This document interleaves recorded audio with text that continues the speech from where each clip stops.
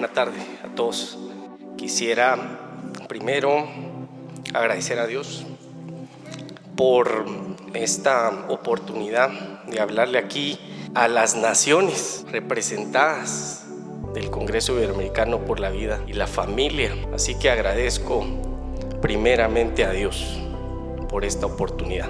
Pero también quiero agradecer además a mi Padre Celestial, a mi Padre terrenal que está aquí conmigo, que vino ayer de Los Ángeles, pero que el día de hoy está aquí conmigo.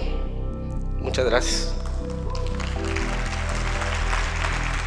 También me acompaña mi pastor Oscar Say. Gracias ahí, pastor, por estar acá.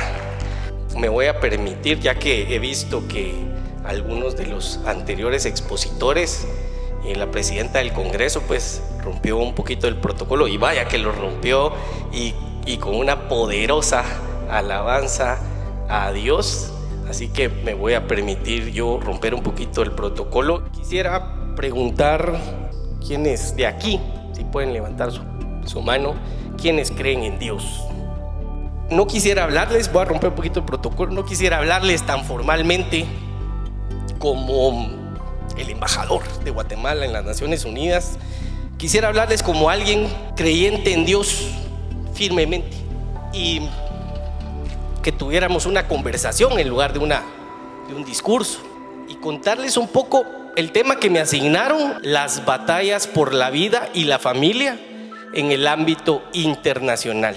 Justo esto era lo que yo quería hablar, pero quería hablarlo de una manera testimonial y decirle que yo creo en Dios y creo firmemente que esta es una batalla espiritual. Esta es una guerra espiritual que Dios nos ha llamado a pelear, y nos ha llamado a cada uno de los que estamos acá como guerreros. Ustedes ejercen y representan países, y Dios quiere guerreros en esta batalla. Más que embajador de Guatemala y de mi país, quiero decirles que en el ejercicio del derecho humano de libertad de religión, conciencia y pensamiento, yo primero soy un embajador de Cristo. Ese derecho humano se ejerce universalmente reconocido en lo privado y en lo público. Pero a muchos, y quiero decir los opositores, a muchos de que ejercemos alguna autoridad, nos dicen: tú no puedes hablar de cosas religiosas, ni puedes hablar de Dios, porque tú eres un funcionario. Y eso nos han tratado de meter en la cabeza, y no es cierto, porque yo creo en Cristo y creo en Dios. Y no cuando tengo un botón que me identifica como embajador dejo de creer en Dios y dejo de creer en Cristo. Y no cuando estoy hablando como embajador me quito el tacuche de creer en Dios y después me lo vuelvo a poner.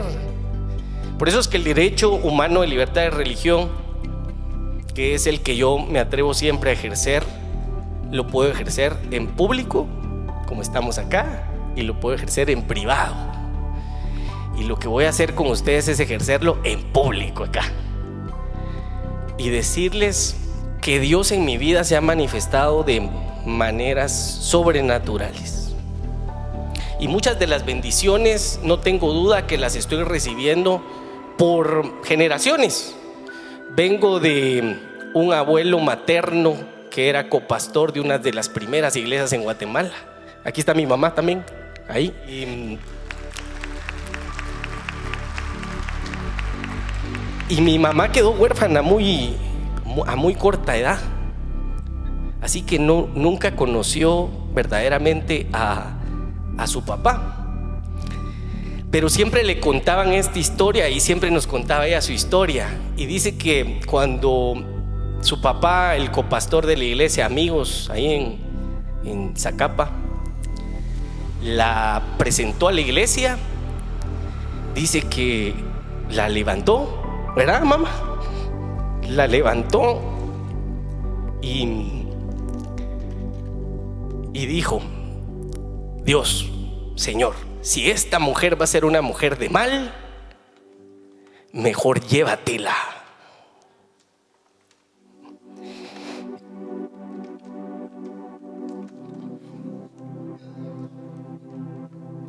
Tal vez ella lo hubiera contado mejor, pero dice que le dice la esposa, ¿verdad? Le dice: ¿estás seguro de lo que estás diciendo? Le dice. Y dice que él dijo: estoy totalmente seguro.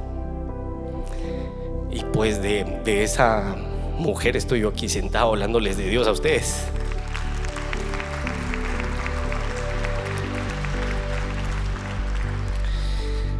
Disculpen que me quiebre un poquito, pero es inevitable sentir la presencia del Espíritu. Y desde el lunes, cada vez que hablo siento que tengo ganas de llorar. Y muchas veces me he contenido. Espero contenerme aquí hasta el final. Contarles que en el 2015, orando en una sala de un hogar con una amiga que es profeta, yo estaba orando. Yo en ese momento era un abogado normal y ordinario, como cualquier abogado de los 30,000 abogados de este país. Y ella está orando por mí, pero ella tiene un don muy sensible de profecía. Así que si usted no cree en los profetas, yo quiero decirle: crea. Y les voy a decir por qué. En esa sala en el 2015, yo estoy hincado en un sillón. Ella ora por mí y me dice: te estoy viendo. Estás parado en la ciudad de Nueva York. Veo que es una calle de la ciudad de Nueva York, y detrás de ti veo el edificio de las Naciones Unidas. Y puedo ver tu pasaporte. Dios me muestra tu pasaporte con muchos sellos.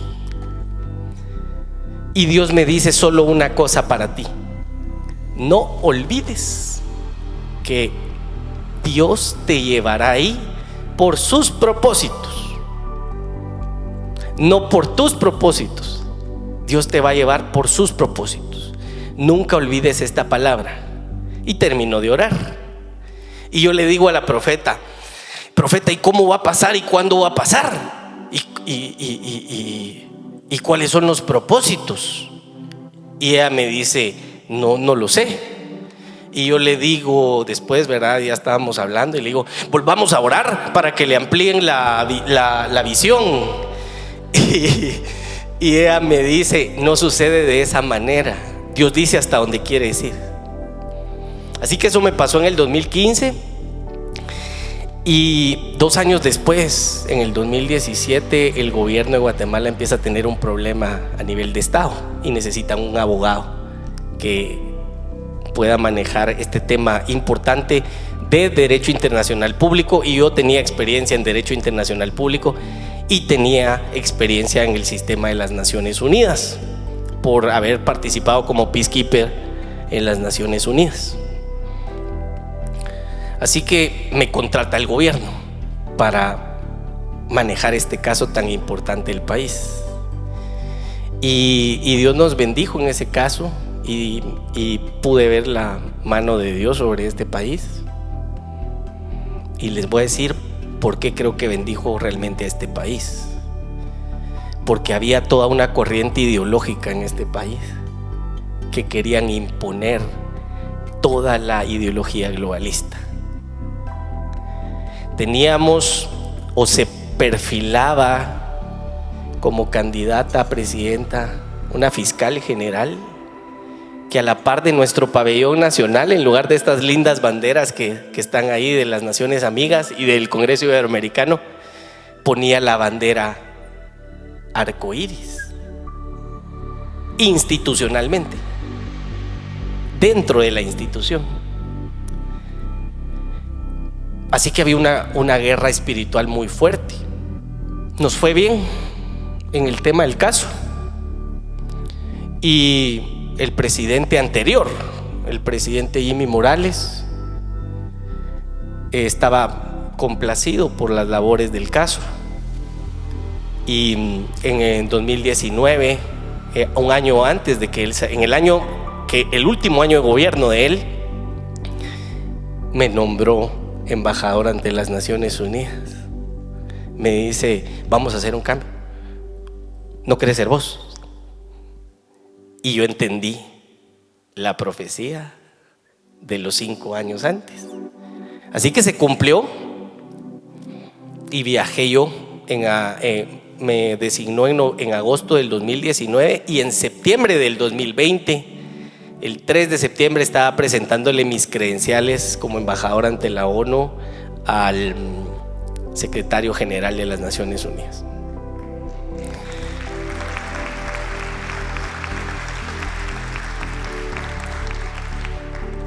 Y el propósito,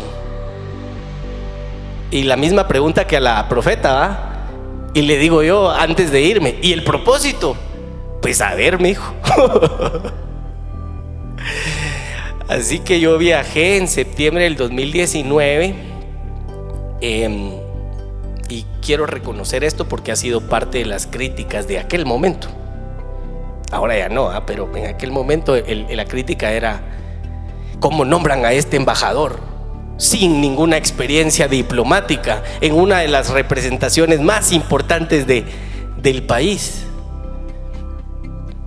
Y la crítica era valedera.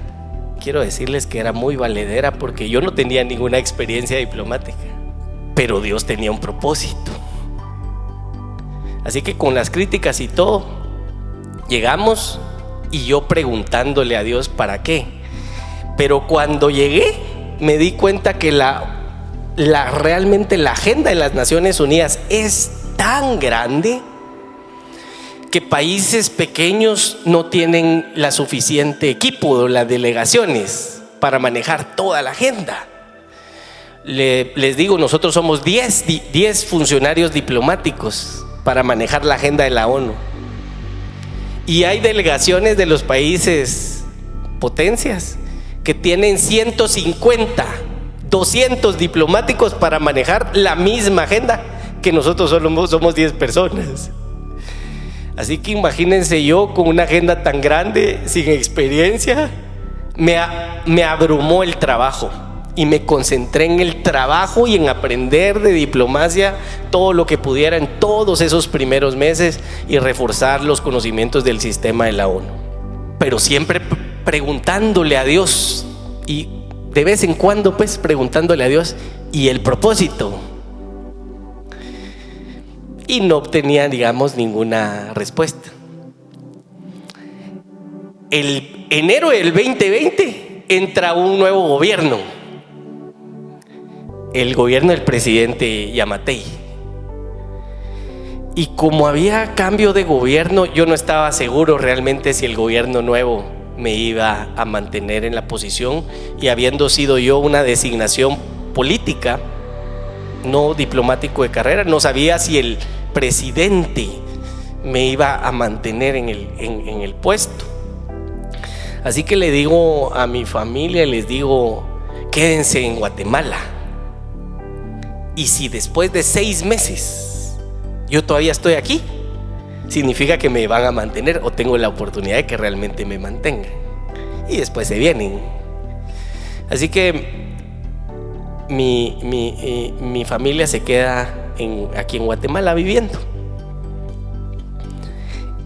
Y quiero decirles que inicia el 2020 y yo cumplo años el 19 de marzo. Pero como mi familia estaba aquí en Guatemala, yo quería venir a pasar mi cumpleaños con la familia. Sin embargo, había planificado un viaje para viajar el 17 de marzo, pasar mi cumpleaños aquí el 19 de marzo en Guatemala e irme de regreso el 21. Pero ¿saben qué pasó? Una pandemia me detuvo. Una pandemia me detuvo, y marzo y Nueva York fue el epicentro de la pandemia. Yo creo que la vivimos duro en muchos países, pero yo la viví en el epicentro. En Nueva York, en una de las ciudades cosmopolitas del mundo, habían contenedores refrigerados de cuerpos en las calles porque no cabían en las morgues. Hicieron fosas comunes de muertos porque no daba tiempo a enterrarlos uno por uno, así que los enterraban a todos juntos, como una guerra. Y en esa circunstancia Dios me empieza a mostrar el propósito a fuerza. El día de mi cumpleaños, 19 de marzo, solo en Nueva York, fue el primer cumpleaños de mi vida sin un abrazo, sin un pastel, sin un regalo, solo saludos virtuales a través de la pantalla. Sí tuve un pastel, déjenme decirles que sí tuve un pastel en la pantalla de mi computadora porque estaba del otro lado. Aquí tenían la fiesta y lo soplé así en la pantalla y ahí se lo comieron, y yo no podía ni siquiera comprar un pastel para mí porque estaban cerradas las pastelerías. Así que ese día fue cuando verdaderamente le empecé a preguntar a Dios cuál era el propósito. El día de mi cumpleaños me di cuenta que estaba cumpliendo años en medio del periodo de la Cuaresma. Ahí estaba yo cumpliendo años. La Cuaresma, que son los 40 días de celebración antes de la celebración de la resurrección de Cristo. Pero en medio también, en medio de una cuarentena obligatoria. La palabra cuarentena viene del latín 40, que significa 40 días de aislamiento. Así que en Cuaresma, 40, en cuarentena, 40. Pero ¿sabe qué? En el año 2020, el año de la pandemia es el año 2020. 2020 que significa 40. ¿Y sabe cuántos años cumplía? Respuesta correcta: 40. Y entendí que no era casualidad, que había un propósito más. Y ahí, en medio de eso, empecé a preguntarle realmente a Dios. En medio de esa pandemia, empiezo a preguntarle a Dios qué tengo que hacer. Y entonces empiezo a analizar si Dios me había llevado a Nueva York para trabajar en las Naciones Unidas. Empiezo a analizar el sistema de las Naciones Unidas. Y empiezo a analizar que el sistema globalista que representa al mundo, Naciones Unidas representada por 193 países, el mundo representado ahí, en la organización política multilateral más importante en el mundo, sin lugar a dudas. Pero la agenda globalista que representa al mundo, ¿saben qué? Va a ir en contra de la agenda de Dios. Por eso es que la agenda globalista persigue el aborto, porque representa al mundo. Por eso es que la agenda globalista quiere cambiar el diseño de Dios de la familia, porque el diseño de familia del mundo no es el diseño de familia de Dios. Entonces quieren destruir eso. Y entonces ahí, viendo esto y preguntándole a Dios por los propósitos, ¿qué puedo hacer? Y entonces viene una de las primeras lecciones de lo poco que he ido aprendiendo en diplomacia. Una de las primeras cosas que aprendí de la diplomacia es que la política exterior de un país normalmente es el reflejo de la política interna. Normalmente lo que el país internamente establece como prioridad es lo que va a trasladar a su política exterior para el mundo, para los demás países.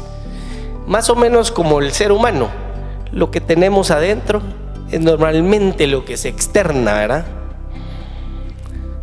Normalmente digo, porque hay algunos que sí pueden extender cosas diferentes.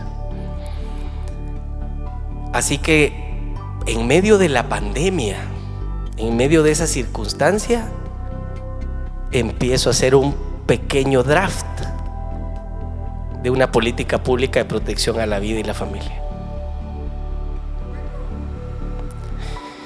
Y ese documento, sabiendo que venía de los propósitos de Dios, ¿saben a quién se lo presenté primeramente? a la iglesia, para que la iglesia lo acuerpara, para que la iglesia comprendiera que este era un designio de un propósito divino y no humano, y la iglesia lo acuerpó. Y por eso es que el presidente indica efectivamente los pastores, ¿verdad? Los pastores fueron muy importantes. Y el presidente lo tomó con un entendimiento, no solo como doctor, sino, ¿saben qué? También de lo que Dios representa también para él en su vida, por todas las circunstancias tan difíciles que le ha tocado en la vida, que ya nos las contó aquí algunas, pero por todas esas difíciles circunstancias de enfermedades, él entendió que si algo venía de Dios, había que tomarlo, y si era bueno, había que tomarlo. Así que lo tomó y construyó sobre este documento primario y hizo la política pública de protección a la vida y la familia. Estableció un comité, unió 99 programas y en julio del año pasado la lanzó. Y después se unió a la coalición del Consenso de Ginebra como una acción importantísima para no reconocer, para decirle al mundo: ustedes piensen lo que quieran, nosotros aquí defendemos la vida.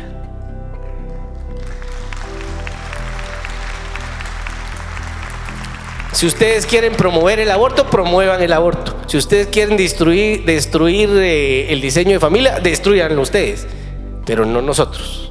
Aquí no creemos en eso. Y eso es lo que se hizo.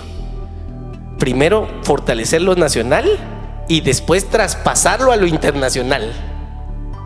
Así que para el tema, ¿verdad?, las batallas por la vida y la familia en el ámbito internacional, lo que les quiero decir es: sociedad civil, ONGs, academia, iglesias. Y cuando hablo de iglesias me estoy refiriendo a todas las iglesias, porque todas las religiones, verdaderas religiones, todas creen en Dios. Y todas creen que Dios es quien provee de la vida, y por eso hay santidad en la vida y hay que protegerla.